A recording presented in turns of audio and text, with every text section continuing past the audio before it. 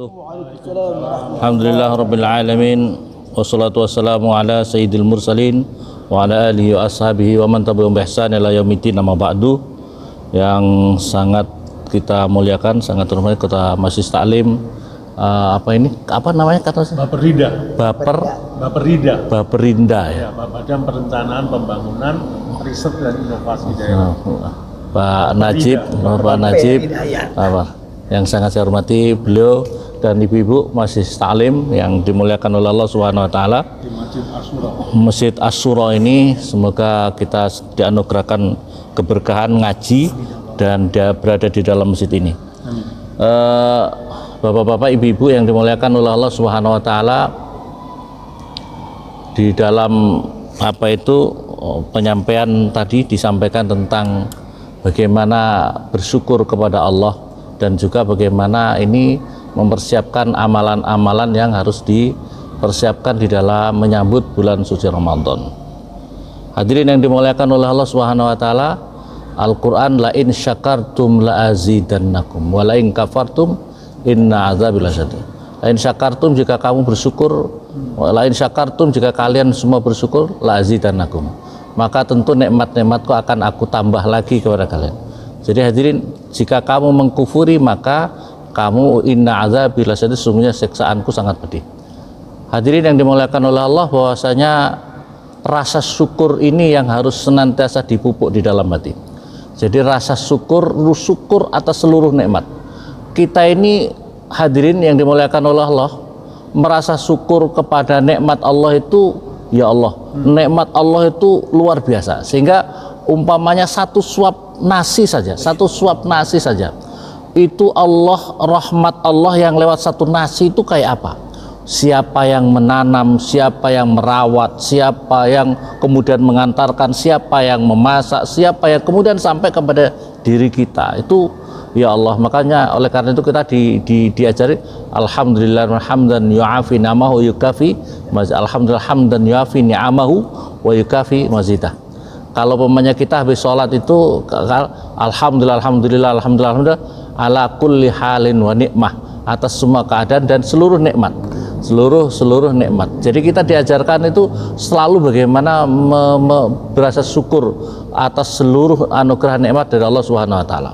Nah, hadirin, salah satu nikmat yang paling besar, nah yang perlu kita ketahui, kata Imam Ali Karramahullah, ni'matul uzma wa hiya ni'matul iman wal Islam.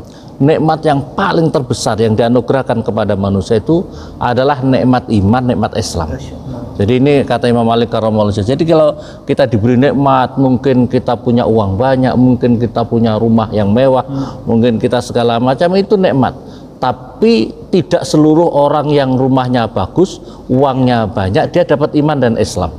Nah, maka oleh karena itu nikmat yang perlu kita pupuk, kita syukuri luar biasa adalah karena kita itu masih beriman, kita masih jadi orang Islam.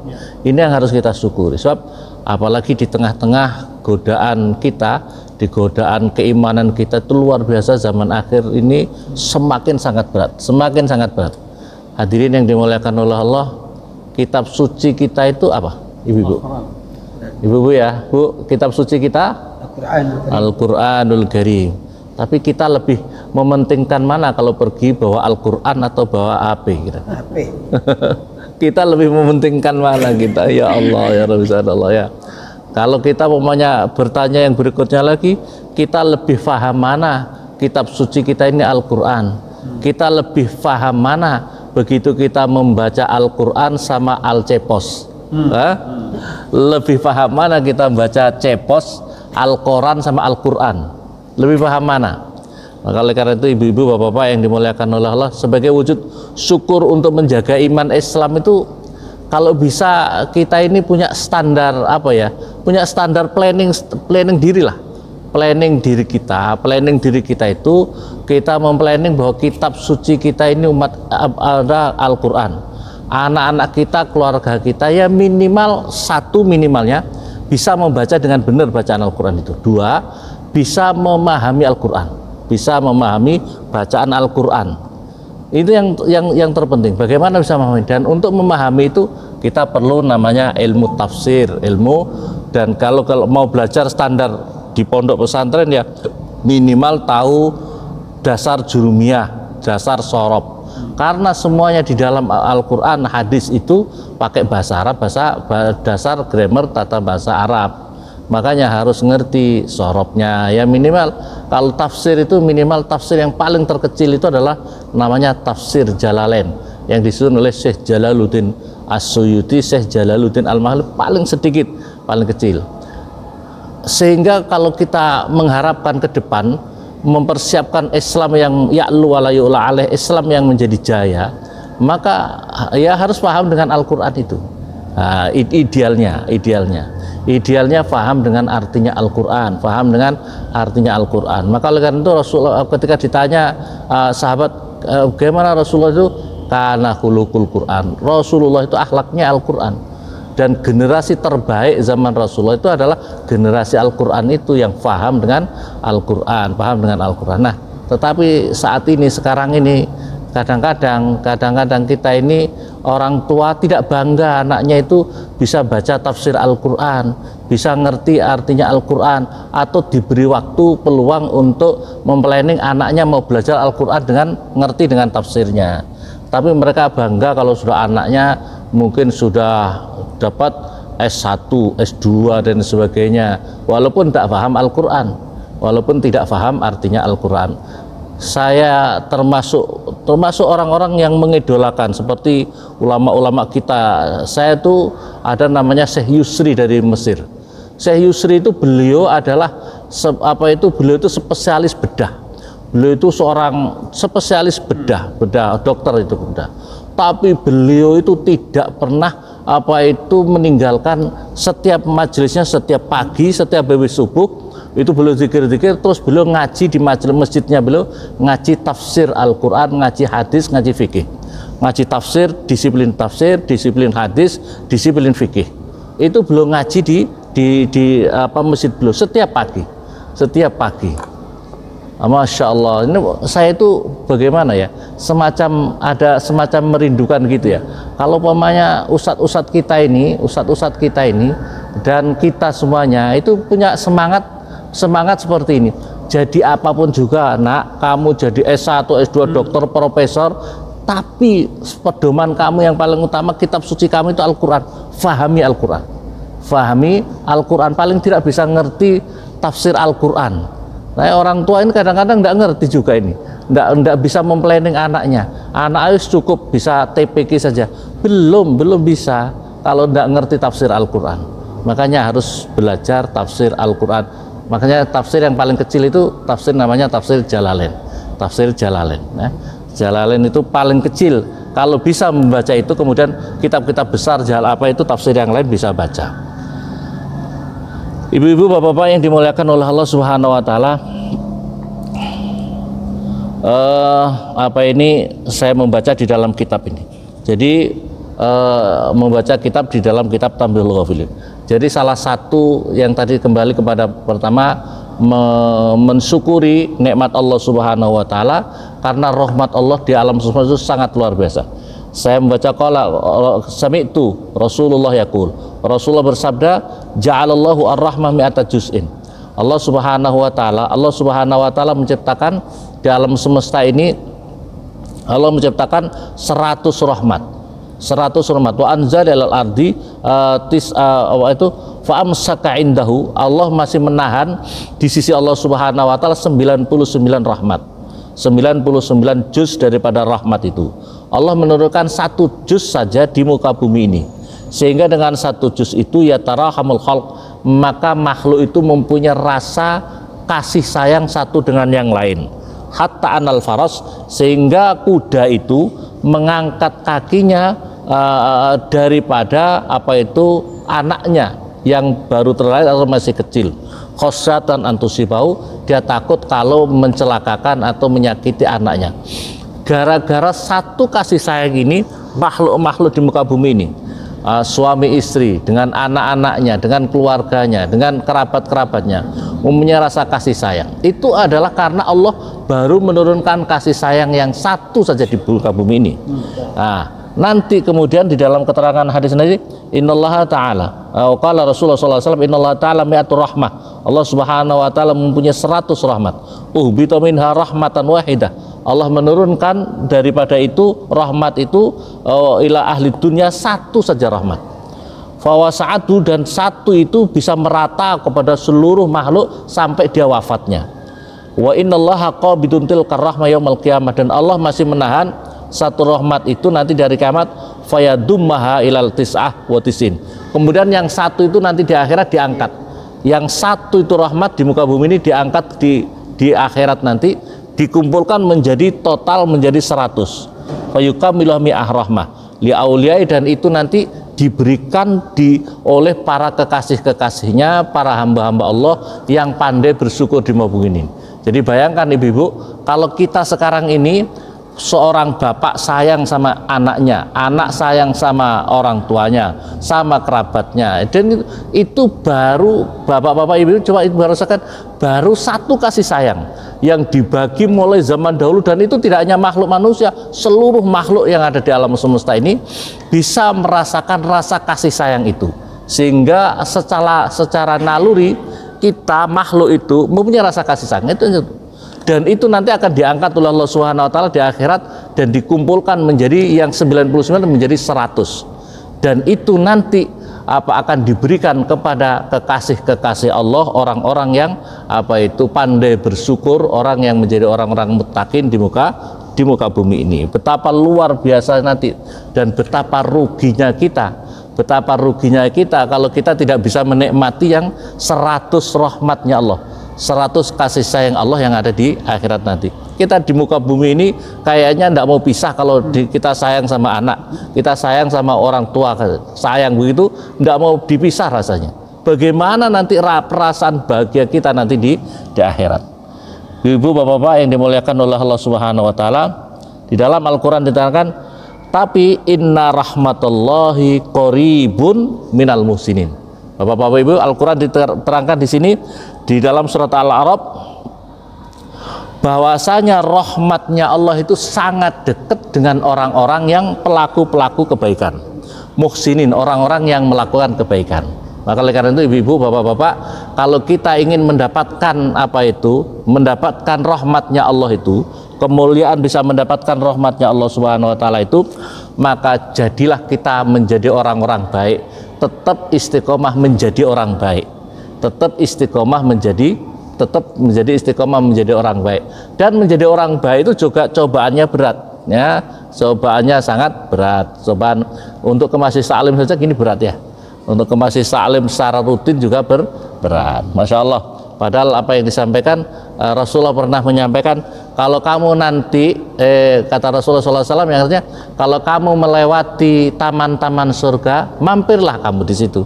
Apa itu taman-taman surga itu ya Rasulullah? Majelis-majelis ilmu, majelis-majelis zikir, majelis ilmu, majelis zikir, ini adalah taman-tamannya surga. Jadi kalau kita ingin menikmati taman akhirat di akhirat, maka kita harus membiasakan taman di dunia ini, taman masjid ta'lim, masjid ngaji ini. Maka oleh karena itu kalau di Mekah, Madinah, di sana juga ada namanya Raudhah min Riyadil Jannah, taman dari taman surga, yaitu di antara mimbar dan makamnya Rasulullah SAW. Maka orang berebut untuk bisa masuk ke situ. Karena apa? Yang bisa masuk situ ikhlas mukhlishon lillahi ta'ala, maka dia akan layak untuk bisa menikmati raudhah di akhirat nanti, taman di surga nanti. Ibu-ibu bapak yang dimuliakan oleh Allah Subhanahu wa taala,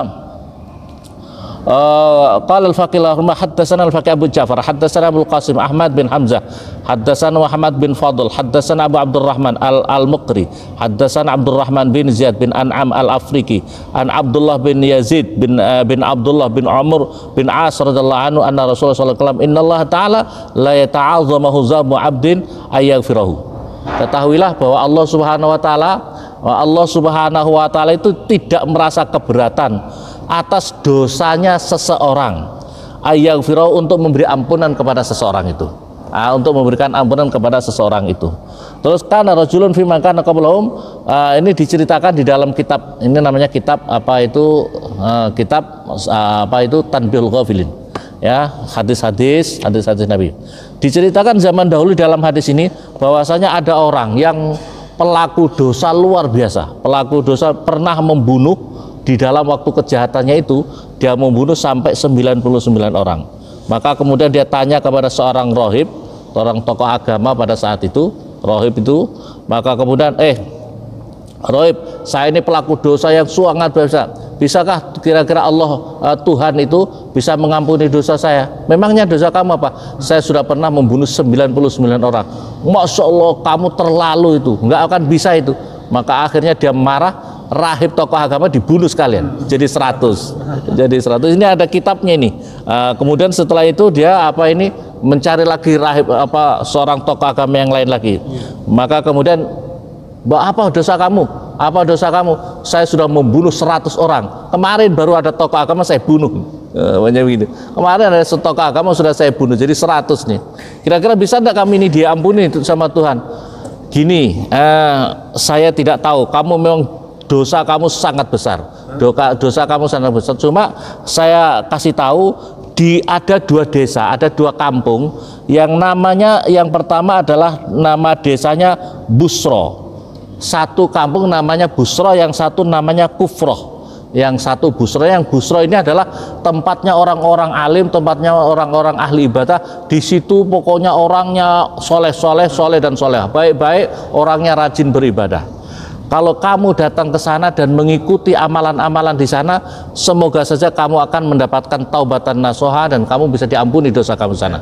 Tapi kalau kamu datang ke kampung yang kufroh, di situ adalah tempat orang ahli maksiat, berbagai macam kemaksiatan. Kalau kamu datang ke sana, maka kamu akan semakin banyak dosa kamu. Maka akhirnya ya sudah, saya mau berangkat ke kampung Busro. Di kampung Busro itu, dalam perjalanan dia meninggal dunia. Maka kemudian 2 malaikat penjaga neraka, penjaga surga itu datang. Wah, ini berarti penjaga neraka ini harus masuk ke neraka ini. Harus masuk neraka. Katanya orang ahli surga, nanti dulu. Dia itu di sini dalam rangka proses untuk taubat kepada Allah.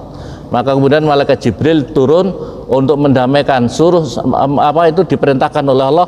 Dalam hadis ini perintahkan oleh Allah, tisu faqilat tisu ma bainal qaryatain fa ila ayyatihima kana aqrab fa huwa min ahliya.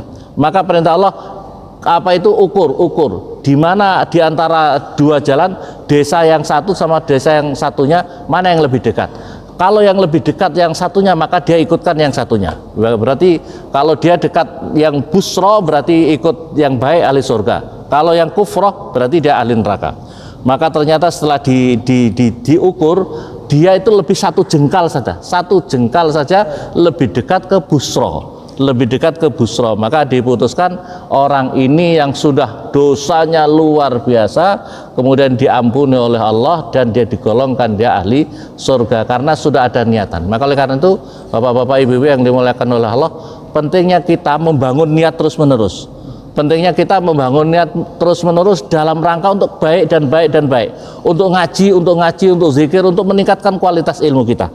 Bapak-bapak, ibu, kita jangan merasa, maka kembali seperti apa yang saya sampaikan yang pertama, kita itu jangan terlalu terlalu pede bahwa ilmu kita sudah cukup gitu loh. Kita ini jangan terlalu pede, ilmu kita itu sudah cukup. Masya Allah, kami punya guru, saya adalah Kiai Maimun Zubair, punya guru namanya termasuk Kiai Mahrus Ali. Kiai Mahrus itu pondoknya ribuan santri di Lirboyo. Tapi beliau itu sama keluarganya itu masih bersempatan untuk kalau waktu puasa itu ngaji ke pesantren sana, kiai-kiai sepuh, untuk menambah ilmu. Jadi kita ini jangan merasa bahwa diri kita ini sudah pol gitu ilmu kita. Kita ini belum bisa membaca Al-Quran dengan benar. Kita ini belum paham Al-Quran. Apalagi kalau umpamanya suruh bisa dengan tafsir, kitab gundul gitu, jarang yang bisa. Terus pede nih, Masya Allah gitu. WD ini Masya Allah. Jadi kalau bisa itu ibaratnya kita ini mengintrospeksi diri kita. Oh iya ya, saya ini kitab suci, saya ini Al-Quran. Ternyata saya disuruh baca langsung paham artinya masih belum bisa. Berarti di sini kelemahan kami berada di sini. Saya ini hadis yang paling ditinggalkan Rasul itu Al-Quran hadis. Saya apakah sudah pernah menghatamkan hadis di depan guru? Anak-anak saya apakah sudah pernah menghatamkan hadis di depan guru? Minimal hadis itu umpamanya Bukhari, Muslim, punya Muwatta, An-Nasai, Tirmidzi, Abu Daud. Kalau yang paling ringkesan minimal Bulughul Maram. Apakah saya, anak-anak saya sudah pernah menghatamkan Bulughul Maram di depan guru? Kalau belum, ini mengintrospeksi buat diri kita. Pentingnya kita ini memplanning. Oh iya, kami ini kurang. Kami ini perlu untuk belajar. Kami ini perlu untuk belajar. Tapi pentingnya guru, pentingnya dengan guru yang punya guru. Jangan guru abal-abal ya. Jangan guru abal-abal. Sebab guru ini harus punya sanad yang diajarkan oleh gurunya. Maka kemudian akhirnya biqadri unmulatin itu hanya sekira yang ternyata bukan satu jengkal, satu jari saja. Lebih dekat ke busra daripada ke kufrah. Maka akhirnya ini diampuni oleh Allah karena punya niatan untuk thalabul ilmi, untuk niatan untuk baik. Ini yang terpenting. Jadi perjalanan kita itu harus selalu dibangun untuk niatan dalam kebaikan. Niat dalam baik. Bapak-bapak, ibu-ibu, umpamanya misalnya seperti majelis taklim yang ada di sini. Misalnya ada di majelis taklim yang ada di sini ini, diniatkan saja kami punya niat untuk thalabul ilmi di majelis taklim ini. Umpamanya gitu. Nah, kalau ibu bapak punya niat termasuk terpatri seperti itu untuk thalabul ilmi, maka berarti bapak ibu itu sesungguhnya adalah proses dalam madrasah. Ibu ibaratnya dalam pondok pesantren di tengah masyarakat. Bapak ibu dalam pondok pesantren di tengah masyarakat yang selalu untuk belajar. Orang hikmahnya orang kalau thalabul ilmi niatnya untuk ngaji dan untuk ngaji, maka dia kalaupun nanti wafat di tengah perjalanan, maka matinya termasuk mati syahid yang diampuni oleh Allah Subhanahu wa taala. Ibu-ibu yang dimuliakan oleh Allah Subhanahu wa taala, annahu qala ruwiya an Jabir an Abdullah Ansari radhiyallahu anhu an Nabi sallallahu alaihi wasallam qala syafaati alal kabir min ummati, syafaatku bagi orang-orang yang pendosa-pendosa besar dari umatku, itu syafaati akan diberikan juga kepada pendosa-pendosa besar dari umatku ini. Mangkazzaba biha lam yanalha, barang siapa membohongkan terhadap apa itu syafaatku yang akan aku berikan kepada mereka, maka mereka tidak akan mendapatkan. Bapak-bapak, ibu-ibu di sini perhatikan. Ini hadis Nabi.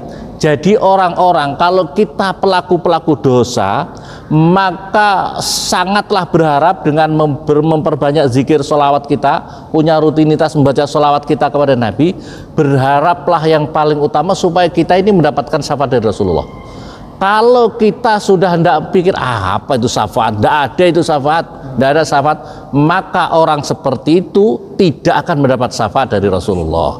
Sebab Rasulullah SAW bersabda, syafaat tidak al-kabir min ummati mangkazzaba biha lam yanalha. Barang siapa membohongkan terhadap masalah syafaatku, maka orang itu tidak akan mendapatkan syafaat itu.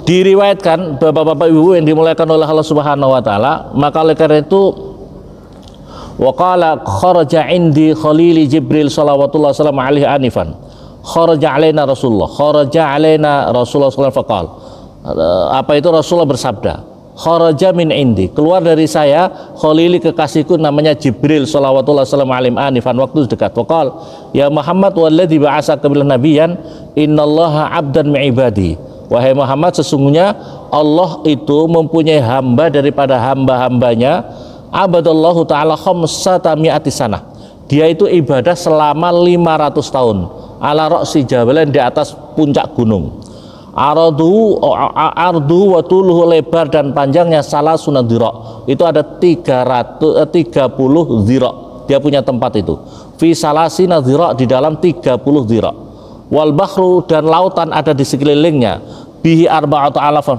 yang luasnya itu 4000 farsah, 4000 pos, kalau pos ya 4000 farsah, berarti jauh sangat, dia di tengah lautan. Farsah min kulli nahiyatin ajrallahu ta'ala ainan, Allah Subhanahu wa taala mengalirkan di bawah bukit itu, ada gunung itu, ada sumberan mata air yang tawar, yang sekiranya bi'ardil usbu, sekiranya satu lebar jari. bima'in adbin, dengan air yang tawar, ya stangkiu, yang dirinya mengambil air dari situ, wasajarotun, dan di situ ada pohon korma yang setiap hari mengeluarkan apa itu kormanya, mengeluarkan pohon kormanya. Faidam sanazala, maka ketika sore orang ini turun di tempat itu, ambil wudhu, terus kemudian kebutuhan dirinya, dan mengambil korma itu untuk makan. Suma, karena dia untuk sholat terus, untuk ibadah terus. Suma qama li sholatin fasala rabbah, maka kemudian dia ibadah terus, kemudian dia minta sama Allah agar supaya dirinya wafat dalam keadaan sujud. Dia minta wafatnya dalam keadaan sujud. Jadi dirinya ibadah 500 tahun. 500 tahun ibadah terus di tempat itu, tidak pernah maksiat, karena tidak pernah ketemu interaksi sama orang sama sekali. Maka kemudian dia minta matinya dalam keadaan sujud. Wala yaj'ala lil ardi wala li ala jasadi sabilan hatta yabasu ala sajidan, dan dia minta supaya dirinya dalam posisi sujud itu tidak tergerus oleh apapun juga, oleh tanah, dirinya masih tetap utuh sampai hari kiamat, sampai dirinya nanti dibangkitkan dari ke hari kiamat dalam keadaan sujud. Fafallahu dzalik, maka Allah Subhanahu wa taala mengerjakan itu semuanya. Qala Jibril alaihissalam, fanahnu namurru alaihi idza habata wa arjna. Kata malaikat Jibril, saya selalu memantau dia ketika saya turun naik ke langit, ke bumi dan ke langit. Wa ala hali fi sujud, dia dalam keadaan sujud padahal dia sudah mati. Qala Jibril alaihissalam, fanajidu fil ilm, tetapi saya menemukan di Lauhil Mahfud, catatan di Lauhil Mahfud, ternyata orang itu yubasu yaumil qiyamah fayuqafu. Orang ini nanti dramanya, bahasa drama, nanti di akhirat itu dirinya itu nanti akan dihadapkan di hadapan Allah Subhanahu wa taala. Fa yaqulu rabbuna ta'ala, udkhulu abdal jannah, maka perintah Allah, masukkan dia ke surgaku dengan rahmatku, dengan kasih sayangku. Ibu-ibu, kembali kepada tadi yang saya sampaikan, pentingnya kita mensyukuri terhadap nikmat rahmatnya Allah kepada diri kita, menikmati rahmatnya. Ini kata Allah Subhanahu wa taala, masukkan dia di surga dengan rahmatku, dengan kasih sayangku. Maka orang ini fayaqulu bal, jangan ya Allah, saya tolong dimasukkan surga dengan amal ibadahku. Dia itu pede sekali terhadap amal ibadahnya. Bagaimana tidak pede? Dia tidak pernah maksiat, dia pokoknya ibadah terus, matinya saja dalam keadaan sujud sampai hari kiamat. Dalam keadaan sujud, di tubuhnya masih tetap utuh. Sekarang ada di gunung mana kita tidak tahu, tapi ini hadis Nabi. Terus kemudian maka oleh karena itu, kamu tidak mau masuk surga, bahasa kita, kamu tidak mau masuk surga dengan rahmatku, dengan amalmu. Iya ya Allah, tolong amalmu. Maka Allah Subhanahu wa taala, malaikat, tolong dirinya timbang dulu, rahmatku yang satu bulu mata saja kau timbang dengan ibadahnya 500 tahun, mana lebih berat? Mana lebih berat satu bola mata rahmatku yang aku berikan lewat satu bola mata kepada dirinya itu dengan ibadahnya 500 tahun, mana yang lebih berat?